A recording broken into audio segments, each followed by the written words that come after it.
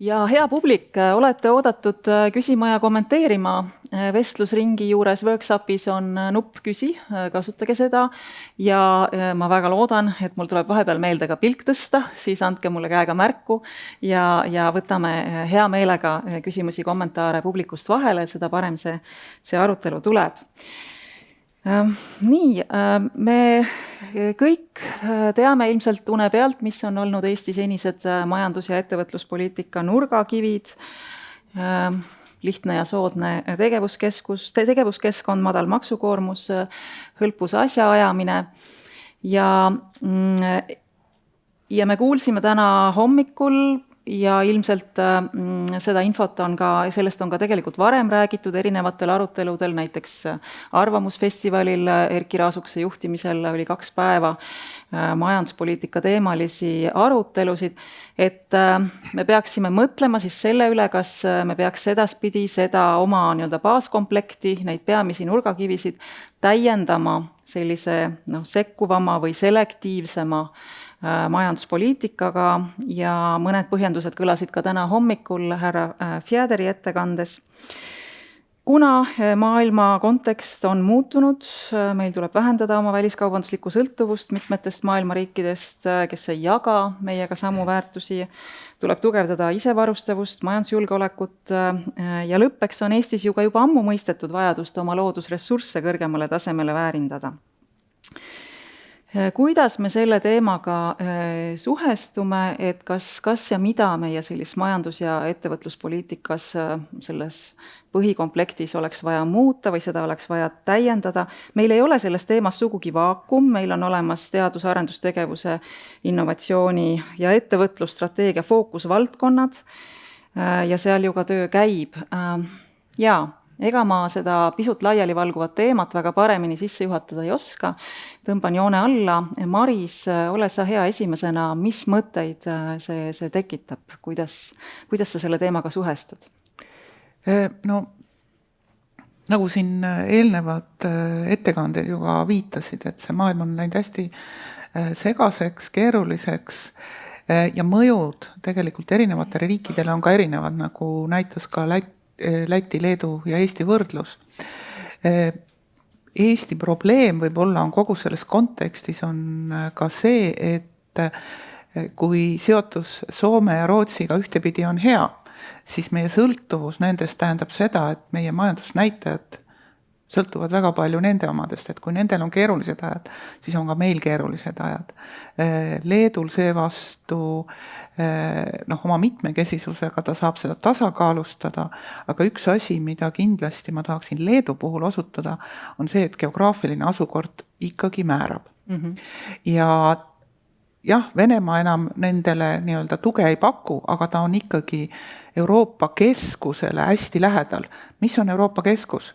See on see Prantsusmaa-Saksamaa piir, mille peale on sajandeid sõditud, eks ju. Aga see on keskus ja ta on kõvasti lähemal kui meie. Rääkimata Poolast, mis on suur riik. Nii et see mõju on. Soome on jah Eestist veel kaugem, kolgas võiks öelda niimoodi. Aga see annab lootust, et kui me oskame neid asju ära kasutada, mis on meie eelised, siis me võime osutuda väga edukaks. Jah, see on keeruline, aga ma arvan, et need valikud, mis me seni oleme teinud, on olnud tõesti head. Mida me peaksime võib-olla juurde tooma on see, et kui me hakkasime arendama teenuseid, eelkõige IT-valdkonnas, siis me unustasime ära, et ka tööstuses võib olla võimalusi. Võib-olla me ei saa rajada palju suuri ettevõtteid just inimeste mõttes, aga võib-olla saame rajada siis kõrgtehnoloogilisi ettevõtteid, mis toodavad suurt lisandväärtust. Ja nüüd, kus on teadus-arendustegevusse minemas päris palju raha ja ma arvan, et see ühiskonnas arusaamine, ettevõtluses arusaamine, et see on tähtis. On ka piisavalt jõudnud sellele tasemele, et me oleme jõudmas, ma arvan, et sellise murrangupunkti juurde, kus me peagi näeme selliseid kõrgtehnoloogilisi ettevõtteid palju rohkem. Et see punkt hakkab lähedale jõudma võib-olla ma olen natuke liiga optimistlik, ma ei ole igapäevaselt ju enam ettevõtlusega seotud, aga niimoodi, kui ma vaatan seda üldist meeleolu ja tunnetust, siis ma arvan, et paari aasta jooksul hakkame nägema selliseid olulisi muudatusi. Jätame kõrvale selle geopoliitika, aga ma tunnetan selle ettevõtluse valmidust teha mingeid suuri muutusi ja need, kui üks hakkab tegema, tuleb teine, kolmas ja siis me näeme sellist laviini, mida me oleme tegelikult näinud Eesti taasiseseisvunud ajaloos mitu korda, vaatame kas või elektroonikatööstuses, kui üks tuli, Ericsson, ja siis, kui kõik hakkasid niimoodi kerima, või esimene oli Elcotec, vabandan, ja siis, kui kõik hakkasid tulema, et sama efekt võib olla kas või nüüd värskelt avatud Neo tehaseks Narvas, aga neid asju on ju teisi veel, nii et ma arvan, et sealt tuleb. Aitäh, see oli väga hea avang. Ma küsin kohe, Erki, sinu käest edasi seda, et võtame kas või selle sama Neo tehase ja kuidas ikkagi selle ümber nüüd siis kasvatada mingit siseriiklikku tarneahelat, et selle mõju maksimaalselt Eestis esile pääseks ja kasvaks, et kas need oskused ja see mõtteviis on selles ettevõtluspoliitikas, mida ju ka Ettevõtluse Innovatsiooni Sihtasutus ellu viib, olemas? Kas midagi tuleks varasemast teisiti teha või tegelikult töö käib? Pigem ei ole ja ma olen hästi nõus selles suunaga, et tuleb meelde Heido Vitsuri üks hiljutine ütlemine, et kui sa ka niisama lihtsalt põllu teed ja rohkem sellest ei hoolitse, siis siin ainult kasvab umbrohi. Et tõesti ta nii on, et külvata on vaja, hooldada on vaja, väetada on vaja, kui seda analoogiat kasutada. Ja eelnevate kõnelejatega hästi nõus selles, et see maailm, milles me elame, et niimoodi, et käed vaba, asjad juhtuvad ise väikses majanduses, et see, jah, see uberpallitab, ma arvan, meid liiga palju. Mis ei tähenda seda, et teise serva minna ja rääkida, ma ei tea, riigikapitalismist või veel mingisugusest teistsugusest nagu riigikorrast, et kust me tulnud oleme, sugugi mitte. Kas meil on need oskused täna olemas, et ei ole. Ei ole. Kui ma nüüd vaatan selle pooleaastase või natukene pikema perioodiga EISi põhjal, et siis tegelikult me oleme liikunud vastassuunas, et me oleme liikunud, nüüd ma natukene üldistan, oleme pigem liikunud rohkem ja rohkem raha edasiandja rolli suunas ja vähem oleme olnud ise mõtestanud selles, et missugune, et kuidas on see mõju. Me oleme olnud meetmepõhine organisatsioon, mitte kliendipõhine organisatsioon. Me ei küsi kliendi käest väga, et mida klient arvab, on ju, et klient taotleb midagi ja siis me vaatame, kas kõik on korrapärane, anname raha välja. Ja see on see tänane reaalsus, aga sellepärast ja sellest on majandusministeerium väga hästi aru saanud, sellepärast majandusministeerium ise oma ootuseid on üsna korralikult muutnud. Selleks on ta toonud kimbu uusi inimesi, et reformida, et muuta, nii et see nii-öelda eesmärk ja suund on meile üsna nagu selge. See võtab natukene aega, enne kui me sinna jõuame, aga ma arvan, selles suunas ei ole kahtlust ja ma arvan, et mina ise ja inimesed ka, keda ma nii-öelda lähiümbruskonnas näen, et me oleme hästi optimistlikud selles suhtes, me saame palju rohkem teha. Ma küsin siia otsa kiiresti selle, et kas ühiskonnas sellele suunale, kas sellele on poolehoid või kas tuleb ujuda vastuvoolu, et sellist näiteks niisugust tarneahelaid laiendavat või ehitavat ettevõtluspoliitikat ajada, et iseenesest meil on ju need eesmärgid kogu aeg olnud lihtsalt ja kõrvalt vaadates tundub, et kuidagi Läti-Leedu teevad neid asju nagu palju vabamate kätega, palju jõulisemalt, et kas ehk äkki on asi selles, et meil ei ole seda soodsat ühiskondlikku fooni selliseks ettevõtluspoliitikaks? Ma ei ütleks, et oleks meil oluline barjäär või takistus. Tõsi, meie just nimelt sellepärast, et me oleme muutunud raha laiali jagajaks ja ajalooliselt on just olnud mitte meie raha, suur osa, mida on laiali jagatud ja sellega kaasneb niisugune ka võib-olla vähemalt ettevõtjate poole pealt teatav põlgus. Ma arvan, et see on ausalt ära teenitud niimoodi. Aga see ei pea siit samamoodi edasi minema. Võib-olla tuleme hiljem selle juurde tagasi, et ma arvan, et meil on võimalus oma toimimise viisi niimoodi muuta, et me ei oleks kahes erinevas kraavis ja siis kas Facebookis või siis X-is selles üksteise vastu nagu sajatame. Lõpuks on see üks väike riik niimoodi, et meil on suuresti nagu väga kattuvad eesmärgid, et koostöö, ja ma ei mõtle seda kuidagi klišeelikult, aga võime selle juurde tagasi tulla, nagu praktiline koostöö on see, et me näeme, et kui panna ettevõtlus ja samamoodi avalik sektor paremini koordineeritult omavahel toimima ja koostööd tegema, siis ma arvan, meil on väga-väga palju võitasid niimoodi. Et ma seda mingisugust eelhoiakut liiga palju ei karda, sellepärast, et meil on võimalus häid näiteid luua. Väga hästi. Mart, viimane aeg teid vestlusse tõmmata. Teie ettevõtte Conesco, mis toodab elektrimootoreid, elektrikomponente ja metallkonstruktsioone, on tegutsenud Eestis mitu kümnendit, selle käigus avanud mitu uut tehast. Olete kogenud Eesti ärikeskkonda pikki aastaid ja eksportöörina tegutsete tihedas konkurentsis teiste turgude tootjatega. Et kas Eesti peaks midagi olulist õppima teistelt riikidelt, lähinaabritelt, mida seal ettevõtja vaatenurgast paremini tehakse? Jah, Conesco on 33 aastat tänaseks tegutsenud, alustanud 8 inimesega ja täna meil on üle 400. Ja mina olen kogu aeg õppinud, võib-olla meie juhtkond on õppinud väga palju Soomest. Kuna lähim partner on meil Soome, siis ma ikkagi ütleksin seda, et Eestile see Soome on täielik õnn, võib-olla nii nagu Leedule Poola, aga selline kultuurilähedusus ja kõik selline tolerantsus, sõnapidamine, et minu meelest need on niisugused asjad, mis on kogu aeg innustanud kasvama seda ettevõtlust.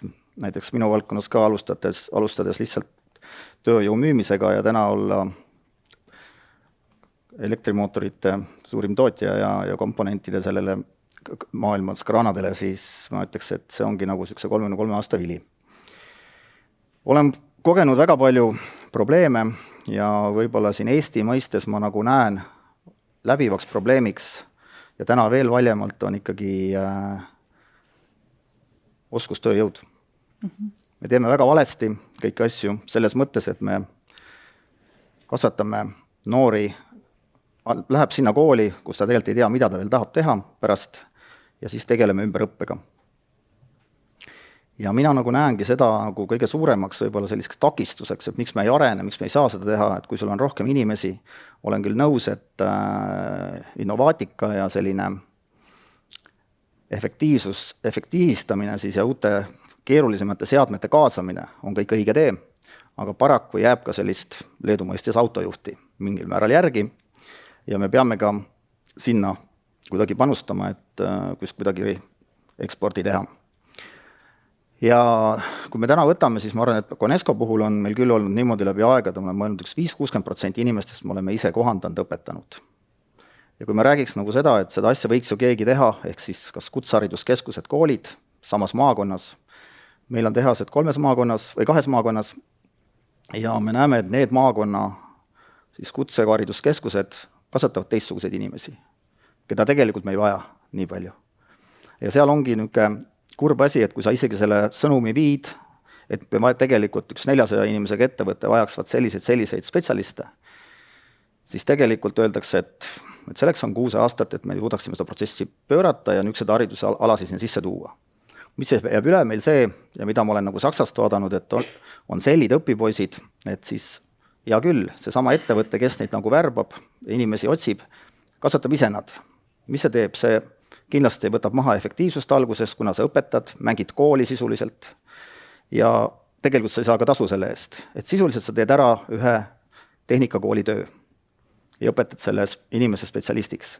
Ehk siis see valdkond võib-olla võiks olla selline, et riik mõtleks selle peale ja läbi selle, et võib-olla siis jättagi need siis kutsekoolid, kui need ei suuda ümber orienteeruda, jättagi see siis selliste võimakate ettevõtjate kallale ja tasuda selle eest ise, mitte nagu jätta ettevõtjale see probleem. Kas teistes riikides on need asjad teisiti, Soomes näiteks? Ja Soomes on masinatööstuses on kindlasti seda spetsialistide valikut palju rohkem, et kuidas ta koolidesse täpselt on jõudnud ja kui populaarne see ala on, see on nagu iseasi, aga see on. Ja just, et kui me midagi õppida sealt Soomest, et on ka see, et me oleme jupikaubu kogu aeg õppinud, et ikkagi kui üks inimene suudab 3 tehnoloogilist seadet korraga opereerida, siis Eesti inimene on ikkagi kuidagi niimoodi, et ma teen seda ühte, see on minu tööaeg ja see ongi see seade, et see efektiivsus tulebki Soomes sealt, nagu me nägime, et näidata, et Soome efektiivsus on kõrgem. See tulebki seda kaudu, et oleme kuidagi mõne koha pealt nii laisad ja kuidagi niisugune tunne, et meil ei ole seda raha vaja või see raha tuleb liiga kergelt kätte.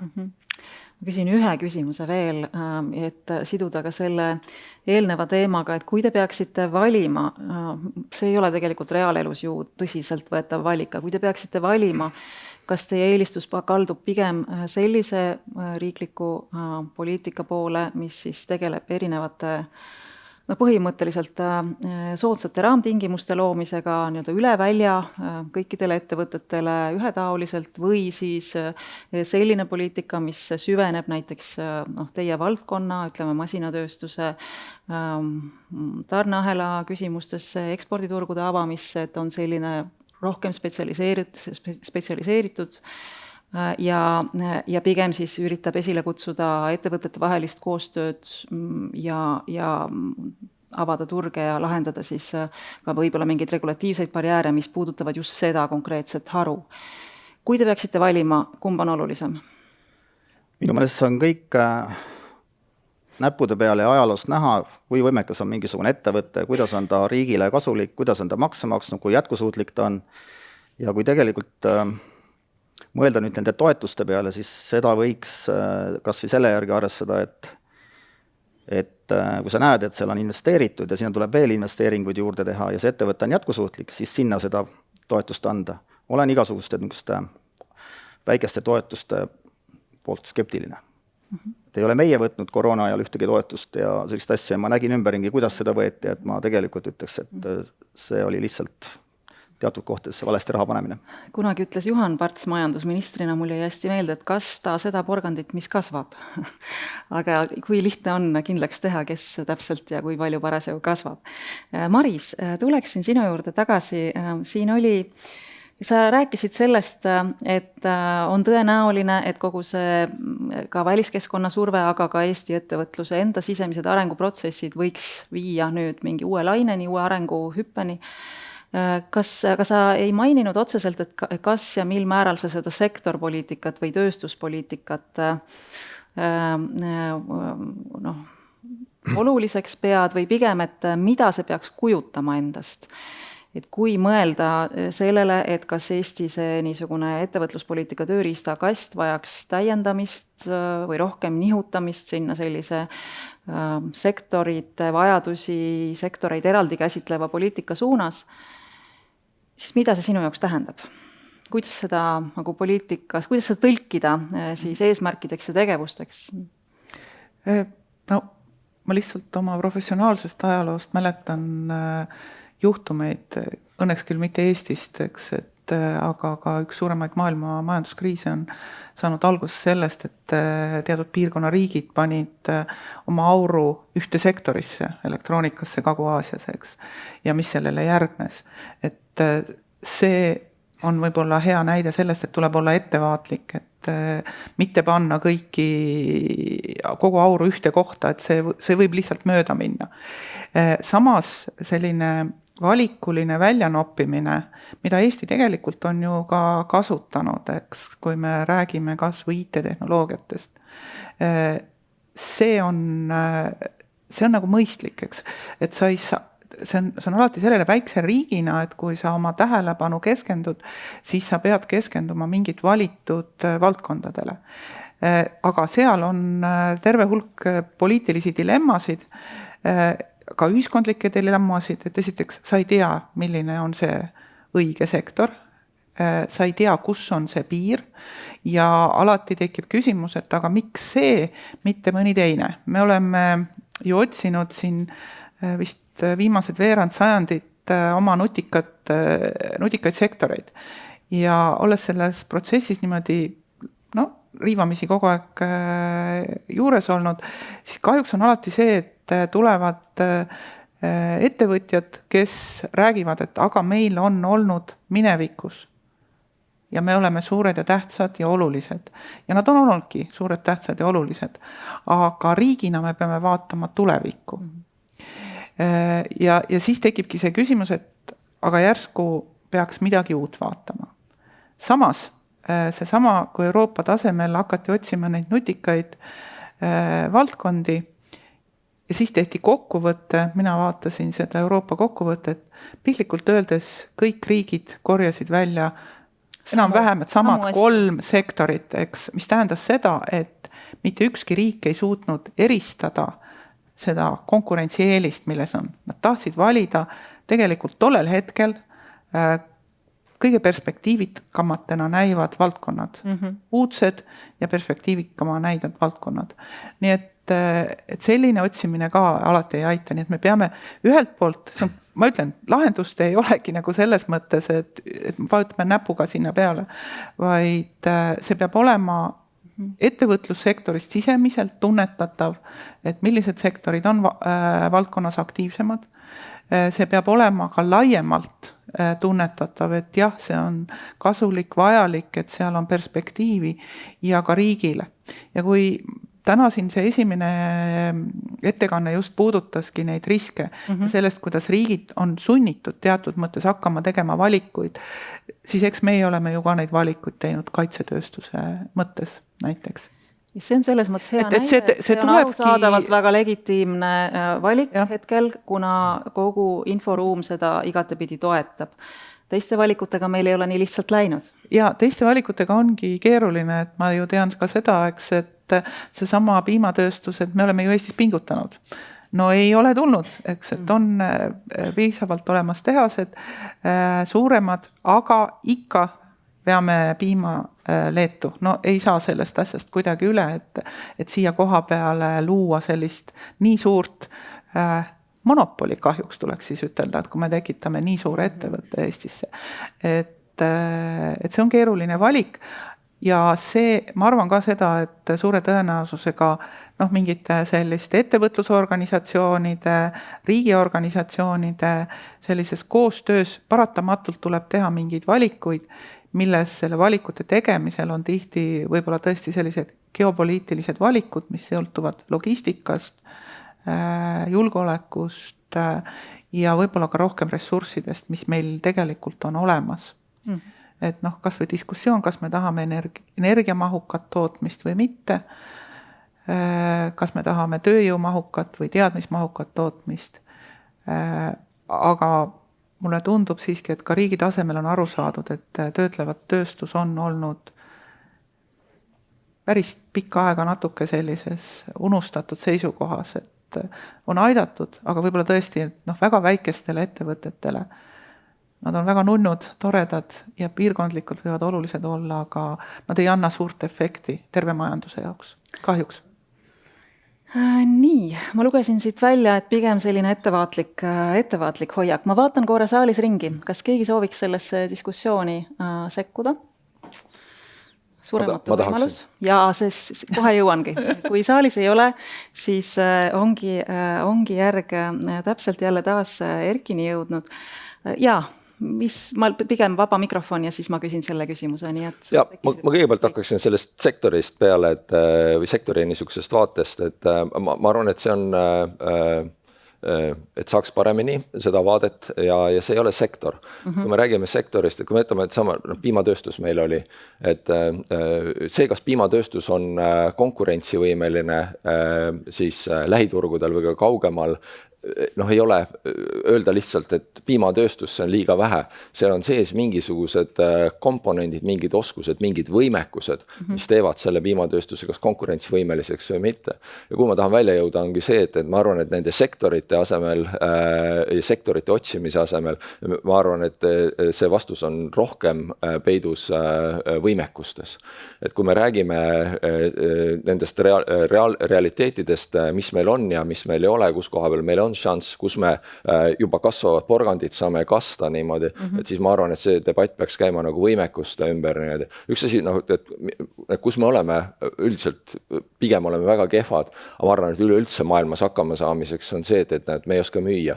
Niimoodi. Ja seal tõesti seda porgandit peaaegu, et ei olegi, aga seda porgandit meil on vaja kasvatada. Me teadlikult peaksime panustama sellesse, et me rahvusvahelistume, et me saadame oma noori välisriikidesse õppima, see kõik on nagu platsdarm sellele, et ühel hetkel me oleme vabalt võimelised suhtlema teiste inimestega, meie potentsiaalsete ostjatega seostuma ja neile oma kaupu ja teenuseid müüma. Toon lihtsalt ühe niisuguse näite. Mis need nagu muud võivad seal olla? Need hea võimekuse põhine, mitte sektoripõhine näide on tegelikult siis küberturvalisus. Et niisugust sektorit nagu küberturvalisus iseendast tegelikult ei eksisteeri, aga selles valdkonnas on meie võimekus on suhteliselt hea. Võib-olla see on tootedisain midagi, aga tõesti Eesti on nii väike, et niisugust tõesti korralikku suurt klastrit, isegi ka selle magnetitehase näite, et seal on selleks, et see korraliku mastaabi saaks, ma eeldan, et see tahab jälle seda sama 100 000 inimest lõpuks sinna töötama ja meil on neid natukene vähe. Ja ma ei taha kuidagi olla öelda, et meil on siin probleem, et ma lihtsalt arvan, et me natukene haugume vale puu alla, et see võimekused, et kogu sellele konkurentsi temaatikale siis noorte koolitamisele, kasvatamisele, et sellele tuleks läheneda mitte sektoripõhiselt, vaid võimekuste põhiselt. Jaa, väga-väga asjakohane. Ma lugesin ka Arvamusfestivali arutelude kokkuvõtteid, sealt jooksis see ka läbi. Aga ma küsin korra, kas nendele võimekustele tuleks nüüd näiteks ka päeva esimest ettekannet silmas pidades lisada ka haavatavused? Kas meil on vaja ka seda majandusliku julgeolekuga seotud mõtteviisi juurde tuua sellele võimekusest lähtumisele? Absoluutselt. Ma arvan, et see ei ole mingisugune hõbekuul, aga ma lihtsalt reageerin sellele, et seda tüüpi debatte kuulates ja mõeldes vaadates ka seda EISi temaatikale otsad, minu arust me endiselt elame liiga palju selles maailmas, et kus poliitikud teevad poliitikat ja äri teeb äri. Ja see ei tähenda seda, et me peaksime selle mudeli kuidagi katki tegema või segi ajama.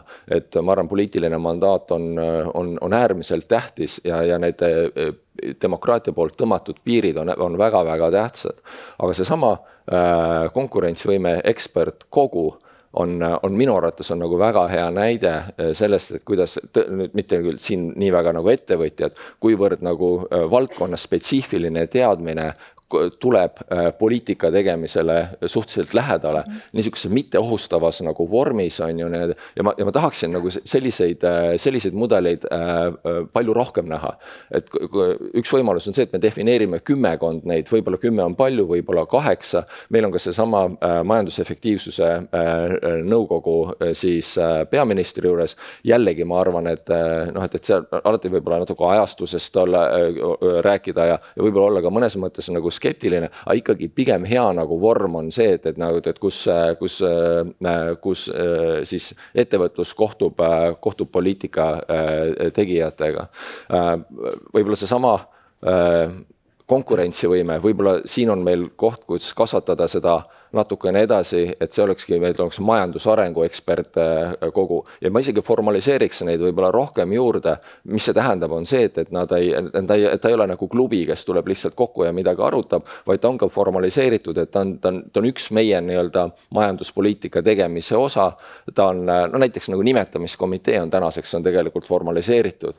Et tal on juht, kuidas teda valitakse, kui kaua ta kestab niimoodi, et ta on ühest valimistsüklist üle, mitte ei tule järgmist, ei lase sellele jälle tolmustuda niimoodi. Ja ma ei mõtle midagi, ma arvan, uut välja. ma arvan, et meie põhjanaabrid on selles väga-väga head olnud pikka aega, et nad ei toimeta oma kraavides, et kogu Põhjamaade energiaturg on kunagi sündinud väga hea avaliku sektori ja erasektori koostööl niimoodi. Et kui ma vaatan siis neid episoodide kogumit, mis meil siin nagu viimase 12 kuu jooksul on energiapoliitikas olnud niimoodi, siis me oleme kuskil hästi-hästi teises kohas, aga me ei peaks seal olema. Et meil on minu arust tükid on olemas, me saaksime seda mängu palju-palju paremini mängida. Väga hea. Mart, kui siin juttu oli nendest, et tuleks kasta neid porgandeid, mis kasvavad, ehk et siis keskenduda nendele võimekustele, kus midagi juba suudetakse Eestis hästi teha ja mis võiks saada veel paremaks. Kui te vaatate ringi oma tuttavas, jälle see sõna sektor, aga ütleme tegevusväljal, masinatööstuses, elektroonikatööstuses, kus need võimekused on? Kui ma lihtsalt mõtlen, et meil on olemas TAIE strateegia fookusvaldkonnad, siis tööstuse kohta käib seal peaasjalikult vist 2 asja. Üks on siis, et me peame väärindama Eesti loodusressursse, seda tehakse tööstusharudes, masinatööstusse nii palju ei puuduta. Ja teine on, et me peame siis IT-d rakendama horisontaalselt, ehk siis digitaliseerima tööstusi. Aga hetkel võib-olla see on, kui keegi tahab saalist täiendada, siis kuulan hea meelega ka sellist nagu otseselt töötleva tööstuse keskset niisugust teemat või valdkonda, püüdes vältida sõna sektor. Ma selles komplektis ei näe, et kui te nüüd mõtlete oma tegevusvaldkonna peale, siis mis oleks need võimekused, võib-olla see nagu tarneahela areng, mida teie valdkonnas tasuks ja tuleks ajada ja riik võiks seda ka märgata ja käe kuidagi külge panna? Jah, tarneahel on minul väga tähtis asi, sellepärast, et me oleme nüüd aastakümneid Aasiast ostnud ja on olemas seal palju koostööpartnereid. Vana-Euroopa on jäänud nagu lähemale sinna, probleemid Aasiaga on suured, pikad ajad, suured laod, ebakvaliteetne toodang, mis tegelikult kõik viitab sinna ka, et see hinnavahe nüüd kuskil vanas maailmas tehtud asjaga ei ole enam märkimisväärne, kui kõik need kokku arvestada. Ja samuti, mida ma ise kardan ja näen, et selle maailma ja härra Trumbi nüüdseks igapäev uued väljaütlemised ja muutused loovad sinna sellise mõtte küll kohe külge, et kas ma julgen ikkagi enam sealt Aasiast midagi väga edasi ajada. Ehk siis ütleme siis niimoodi, kui ikkagi öeldakse sulle, et kõik NATO riigid võiksid lahti saada sellest Aasia naftast või selle toitmisest, siis mis see siis selle kuullaagri või mingi valuvormi ostmine sealt on otseselt ju see, sest seal on see nafta sees.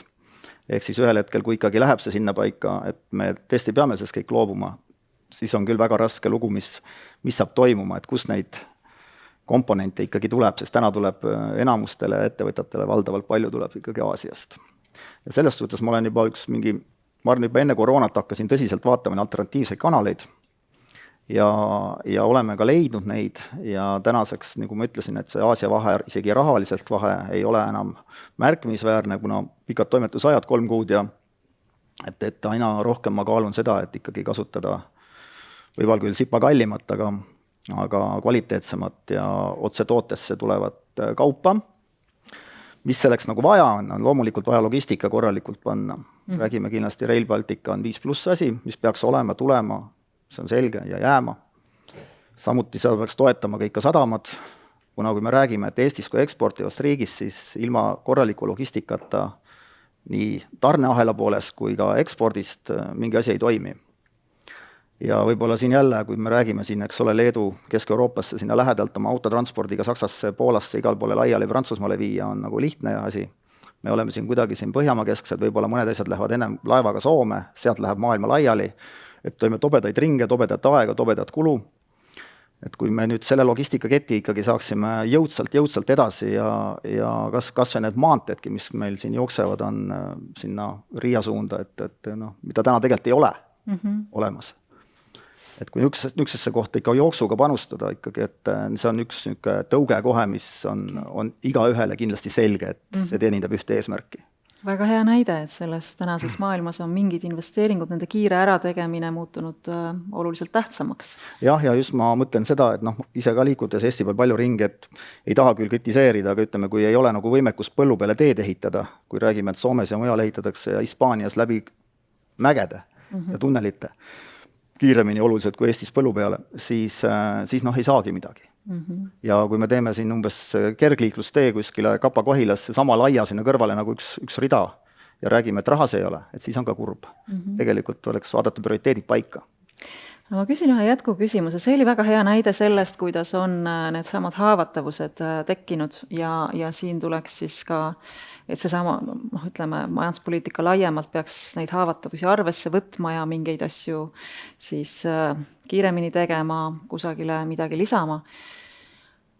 See küsimus, mis mind natuke vaevama jäi, oli see, et kas see on muidugi haavatavuste likvideerimine kindlasti esimene asi, aga kui nüüd mõelda, et mis saaks olla see järgmine äriline edenemine mingisugusesse edasisse kas külgnevasse valdkonda liikumine või siis oma tooteteenuse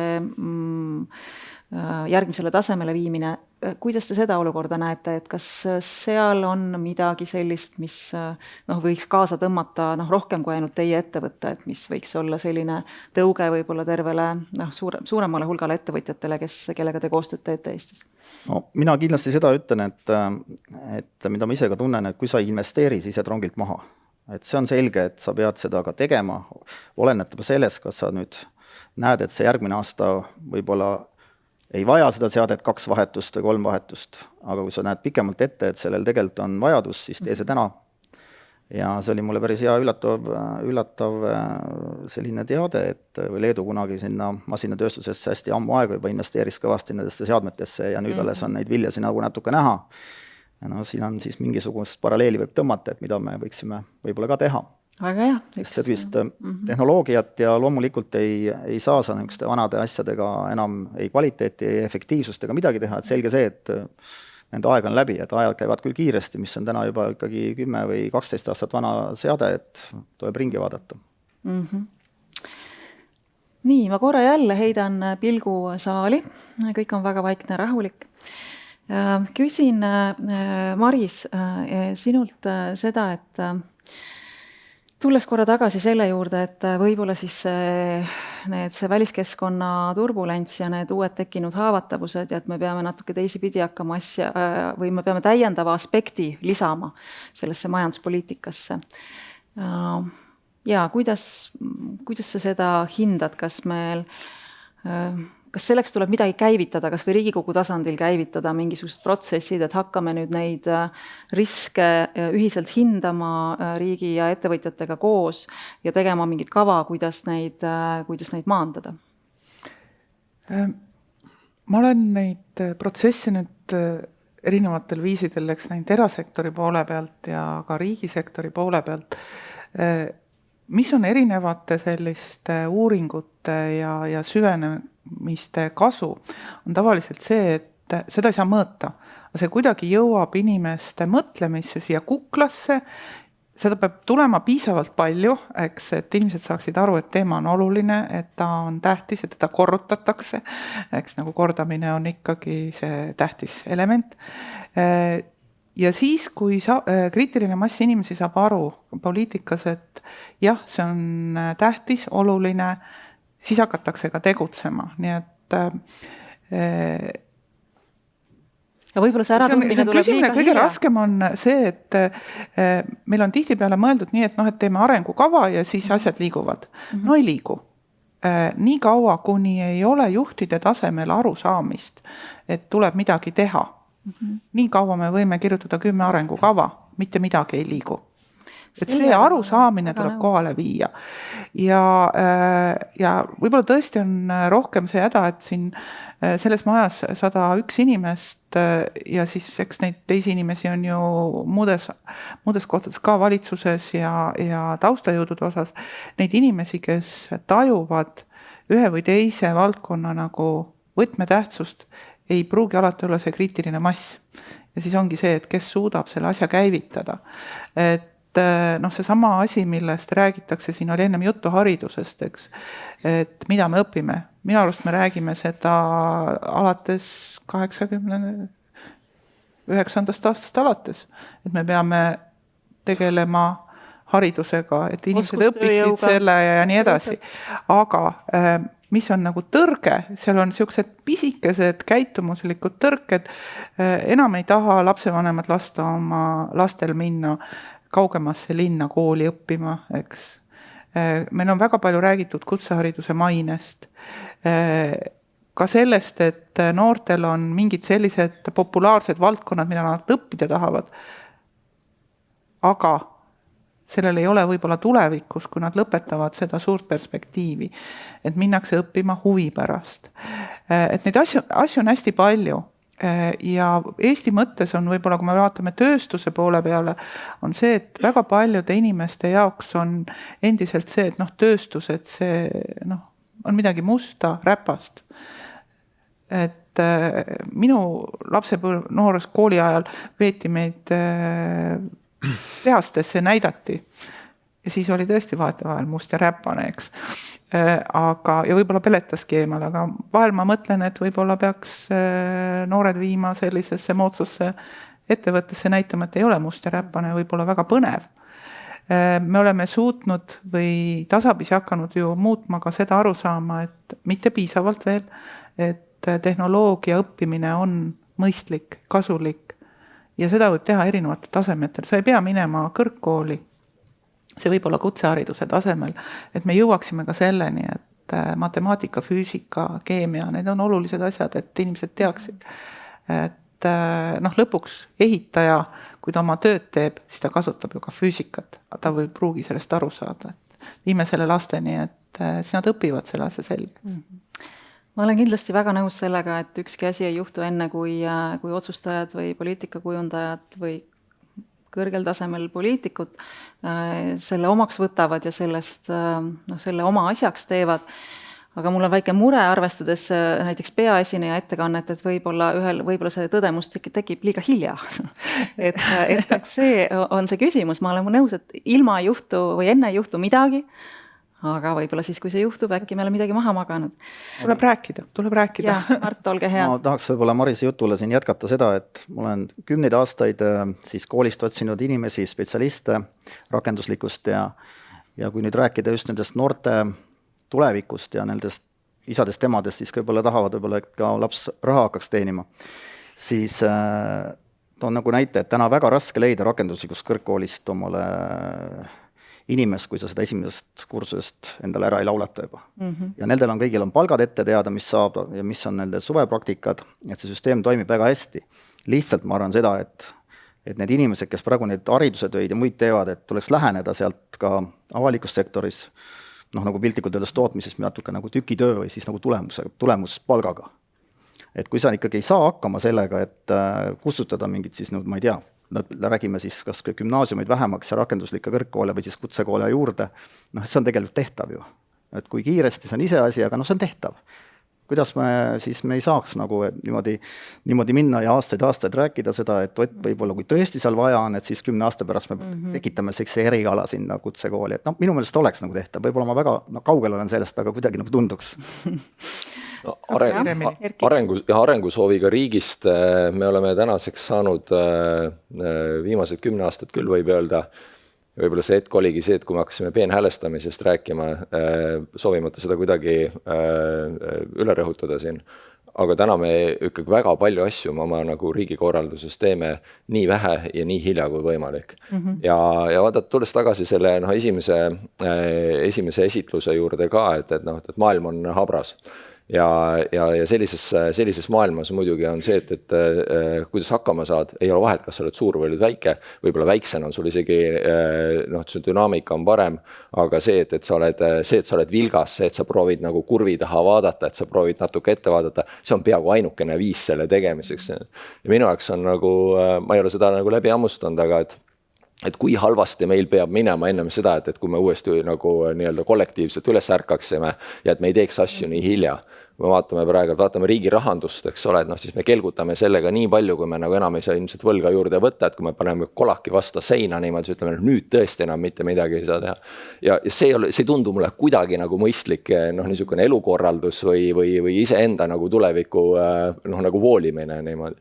Aga siin me oleme niimoodi, et ja jällegi ma ei taha seda nagu halvustada, ma ise olen üks osa nagu sellest, aga ma arvan, et me peaksime sellest aru saama, et kui me teeme nii vähe ja nii hilja, kui võimalik või pigem üldse mitte midagi tee, no siis me ei saa seda muuta, on ju. No, et siis me oleme seal tagapingil või me oleme üldse seal järelkärus, eks ole. Jaa, ma olen sellega täiesti nõus. Ma vaatan korra ringi. Kui jätkuvalt on kõik vaikne ja rahi, seal on üks küsimus. Jaa. Üks mikrofon tuleb ka, siis kuulevad ka need, kes vaatavad ekraanist. Aitäh!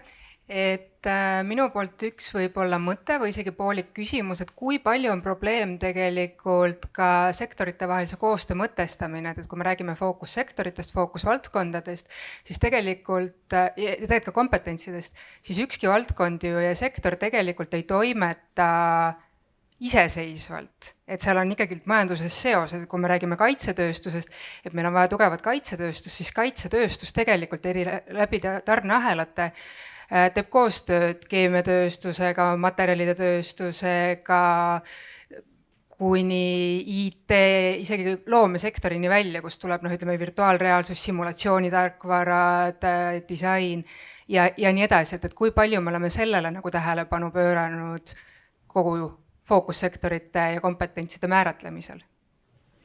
Aitäh! Ma arvan, et Erki ütles väga hästi, et see on küsimus võimekustes. Et meil on teatud võimekused ja meil ei ole teatud võimekused ja need jaotuvad erinevatesse valdkondadesse, sektoritesse ära.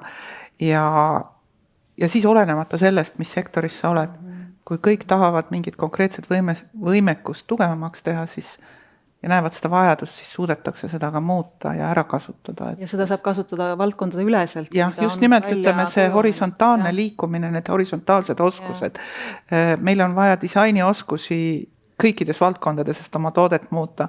Meil on vaja turustamisoskusi igal pool, et me peame neid võimekusi arendama. Ma lihtsalt küsin, ma olen väga-väga nõus selle mõttega, lihtsalt mulle pisut kripeldab see, et iseenesest need võimekused ja näiteks digitaliseerimine kõigis sektorites ja see on tegelikult suuresti see, mida me oleme ajanud, aga kuidagi ikkagi tundub, et see lähteülesanne majanduspoliitika elluviijatele on ikkagi veel natuke vähe detailne või et me räägime ikkagi jätkuvalt, võib-olla on see tööstuse spetsiifiline küsimus, et kui me tuleme tööstuse juurde, siis me räägime et tööstus tuleb lisandväärtust tõsta, aga me tegelikult neid tööstuse spetsiifilisi võimekusi nagu väga välja raalinud ei ole. Et me räägime nende nagu horisontaalsete või tehnoloogiate suuremast kasutuselevõtust kõikides harudes või nii paljudest kui võimalik, aga et kas meil seal tööstuse sees äkki napib seda lähteülesande täpsust, et mida me seal täpsemalt siis nagu riigina taga ajame. Minu arust me teeme seda liiga rohujuure tasandilt. See ei ole niisugune nagu laboratooriumi töö, et sa valges kitlis, eks ole, seda kuskilt teemalt niimoodi nagu torgid. Et me jõuame Kaarega siin ja selle juurde ka tagasi, et meil suuri tugevaid klastreid ei ole tänu sellest meie nagu väiksusele. Aga mis me nagu näeme ka täna natuke kriitiliselt teisi poolt vaadates, et siis me valdavalt, et meie tähelepanu ja toetused on olnud mikroettevõtetel. Ja sealt ei sünni digitaliseerimist, sealt ei sünni uue teadmise kasvu, sealt ei sünni nagu innovatsiooni. Et kus ta sünnib on see, et jällegi kus see porgand on tegelikult olemas, eks ole. Ja võib-olla see ebaõnnestunud näide, aga ma siiski lähme tagasi 7-8 aastat. Kui mingi hetk oli niimoodi, kus Baltikumi finantsvahendusest oli rohkem kui 80% oli juhitud inimeste poolt, kes tulid kunagisest Hansapangast, Swedbankast. Rohkem kui 80% mingil hetkel. See ei ole mingisugune meie ekspordisektor või mitte midagi. Aga see oli õnnestunud äri, see oli niisugune nagu powerhouse, eks ole, mis oli progressiivne, kus kohal see oli, kus inimesi arendati ja sealt tegelikult tekkis, selles keskkonnas tekkis nagu nii palju head teadmist mis aitas kogu nagu sektorit edasi ja tuldi ja ta on olnud nagu niisugune pool, talentide pool, kus koha pealt on nii palju siis värvatud teistesse organisatsioonidesse. Üks lihtsalt niisugune näide, nii et see ei tule sealt mikrotasandilt niimoodi, et meil on ka meie toetused, mis ma tahan öelda, et toetus on tegelikult vale sõna, aga meie tähelepanu peaks olema see, et kus koha peal juba see porgand on olemas, eks ole, kuidas selle ümber saaks nagu, et kuidas anda seal tuge, olla positiivne, eks ole, ja näha seda ja ka nendest lugudest rääkida. Võib-olla teine, mis ma ikkagi lisaksin juurde, et koostöö ei ole midagi, mis annab emapiim meile. Et nagu koostöö, eriti kui sul on erinevad võib-olla soovid, kui sul on erinevad huvid, et koostöö on üks selge võimekus, üks oskus niimoodi. Ja koostöö on minu arust ka, et ma ei taha olla päevapoliitiline, aga see, kus me avalikkuses pidevalt etendame nagu erakordselt halba nagu koostöövõimekust. Tühiste asjade pärast me lõhume enda koostöömudeleid niimoodi. See on see, mida me kogu aeg igapäevaselt tegelikult söödame laiemalt tagasi avalikkusele, et nagu see on okei nagu koostöö puruks peksta ja siis koos selle peale nagu plaksutada ja naerda. Vabandust, selle negatiivse. Siin on ka üks küsimus, et kuidas saab EIS muuta või mõjutada seda riigipoolselt võimalikult vähe ja hilja, sa osaliselt juba ka vastasid ja mulle tundub ka, et me tegelikult tunneme need porgandid ära, kui me seda näeme, aga meil jääb puudu sellest, et mobiliseerida siis see tegevus sinna ümber, kuna me oleme ühest küljest me oleme väga hõivatud sellega, et neid toetusi laiali jagada, nii nagu me seda oleme alati teinud, on ju Euroopale aru anda, et kõik on korrektselt välja jagatud. Ja teisest küljest jääb see selle koostööoskuste taha. Vaja on rääkida klientidega, mitte kliente menetleda, vaid klientidele on vaja arendusteenust pakkuda ja on vaja proovida, mida EIS ei ole teinud, meil isegi niisugust funktsiooni ei ole, aga me oleme seda loomas, mille nimi on eestikeelse puudumisel on Foresight, et on see, et kuhu me homme ja ülehomme tahame panustada. Mart, teile jääb viimane sõna, kas kuidas te päriselt, ühesõnaga siin kõik on laval, mina kaasa arvatud, kõik on treenerid, räägivad, kuidas võistlema peaks, teie olete platsil. Mina praktika on. Jah, just, et... Ja mis ma mõtlesin siin, see logistika jutt jäi natuke lühikseks, aga kõik need jutud ma väga toetan seda Erki juttu. Aga üheks asi mul võib-olla ma olen kaugel nendest lõppteadmistest, aga näiteks just see niisugune logistika ja eksport ja kui me tahame midagi teha, et see on minu arust ikkagi võtmeküsimus siin. Ja teine asi, mis ma nagu tunnen, et äkki on midagi valesti läinud veel niisugune asi, kas selliseid asju ei anna parandada, et kui me 2 korda oleme ämbrit tagunud selle lennufirmaga, et kas meil ei oleks tegelikult ikkagi olnud tark tegu, kui me räägime mingist koostööst Läti-Leedu, et oleks selle Air Balticuga ikkagi tuulde võtnud, et oleks sellest teinud ühe niisuguse suurema, et ma mõtlen seda, et ja küll sinna makstakse palju raha juurde, aga see teine lisapool, mis sealt võib tulla, et kui aktiivne on see lennuliiklus ja võimalused, et kas need asjad ei tule nagu ringiga tagasi, et kuidagi minul oleks nagu kunagi tundus, et see oleks olnud väga mõistlik plaan, aga ma ei ole selle ala inimene. Et tegelikult... Ja. Väga hea, et te selle üles tõstsite. Mul lihtsalt oli südamel see natuke see logistika. See ongi see aeg ja koht, kus neid asju öelda. Ja tõesti, et võib-olla selle sõna sektorpoliitika asemel räägime siis sellest, et kus on need kasvavad porgandid ja mis neid takistab või kuidas vähendada nende haavatavust, kuidas panna alus sellele, et nad saaksid mingit järgmist verstaposti võtma minna. Jah, ma tõmbaks sellega siin joone alla.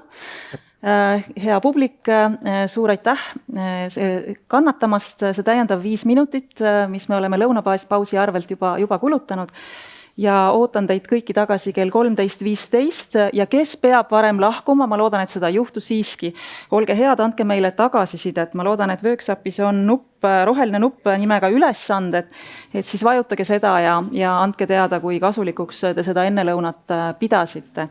Aga ma loomulikult loodan, et te kõik püsite meiega ja kohtume kell 1:02. Aitäh!